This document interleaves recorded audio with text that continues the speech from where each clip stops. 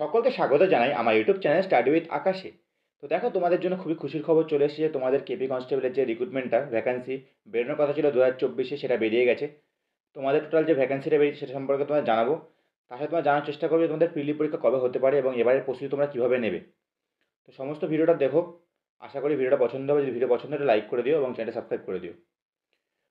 তো দেখো, সর্বপ্রথমে চলে যাই যে তোমাদের কী নোটিশ এসছে।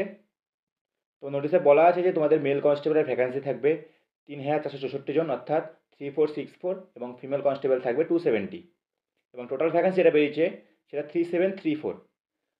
আগে কথা শোনা যাচ্ছিল যে তোমাদের ভ্যাকান্সি 3500 মতো বেরোবে, কিন্তু সেক্ষেত্রে দেখা যাচ্ছে যে এখানে ভ্যাকান্সি 200 বেশি এক্সট্রা বেরিয়েছে। তো এটা তো আরও খুশির খবর তোমাদের জন্য। তো দেখো, এই ভ্যাকান্সির জন্য তোমাদের যে কোয়ালিফিকেশন দরকার সেটা হচ্ছে মাধ্যমিক। যদি মাধ্যমিক পাস করে থাকো তুমি এই ভ্যাকান্সিটা ফিল আপ করতে পারবে। ঠিক আছে।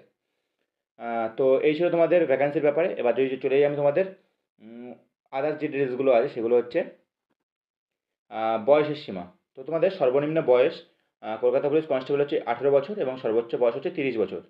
এছাড়া কিছু এজ রিল্যাক্সেশন আছে, সেগুলো হচ্ছে এসসি এসটির ক্ষেত্রে 5 বছর, ওবিসি 3 ইয়ার্স, থার্ড জেন্ডার অর্থাৎ যারা থার্ড জেন্ডারের পর তাদের জন্য 3 বছর, এবং যারা সিভিক ভলেন্টিয়ার্স আছো তাদের 5 বছরের ছাড় দেওয়া হয়েছে নতুন রিক্রুটমেন্টে। এরপর চলে যাই তোমাদের ফর্ম ফিল আপ কবে থেকে হবে। তো তোমাদের ফর্ম ফিল আপ হবে 1 মার্চ 2024 থেকে স্টার্ট হয়ে যাবে ফর্ম ফিল আপ, এবং চলবে 29/3/2024 পর্যন্ত। আর তোমাদের এক্সপেক্টেড ডেট যদি আমি বলতে চাই একটা, তো দেখো, তোমাদের জুন মাসের দিকে তোমাদের এক্সাম হতে পারে। মোস্ট প্রবাবলি জুন মাসেই হবে। যদি তা না হয় জুলাই মাসের ফার্স্ট উইকে তোমরা তোমাদের অ্যাডমিট কার্ড তোমার হাতে পেয়ে যাবে, এবং এক্সাম ওই মাসেই হবে। দেখো, এরপর মেন কথা হলো, দেখো তোমাদের ফর্ম তো বেরিয়ে গেছে, তো তোমাদের এক্সাম যে মাসেই হোক হবে। তো দেখো, এবার তোমাদের মেন কাজ হচ্ছে তোমাদের প্রিপারেশন। কারণ তোমরা জানো যে কেপি কনস্টেবল যে রিসেন্ট ভ্যাকান্সিটা বেরিয়েছিল, যার রেজাল্ট বেরোলো, তো ফাইনাল মেরিট লিস্টে কাট অফ খুব হাই গেছিলো। তোমরা সবাই দেখেছো কাট অফটা অনেকটা বেশি গেছিলো। তো তোমাদের প্রিপারেশনটা কিন্তু এবার আরও ভালো করে করতে হবে, কারণ কাট অফ আরও বেশি যেতে চলেছে। ঠিক আছে। এটা আমার প্রেডিকশান, যে আমার মনে হচ্ছে যে আরও বেশি কাট অফ যেতে পারে, 1-2 নম্বরে বেশি যাবে, খুব বেশি যাবে না। তো তোমরা সেই হিসাবে এখন থেকে প্রিপারেশন শুরু করো। ঠিক আছে। প্রিলিতে কিন্তু কাট অফ ওভারও হাই গেছিলো, এবারও একটু হাই যাবে। তো প্রিলিটা কাটাতে পারলে হয়তো একটু ইজি হয়ে যাবে ব্যাপারটা।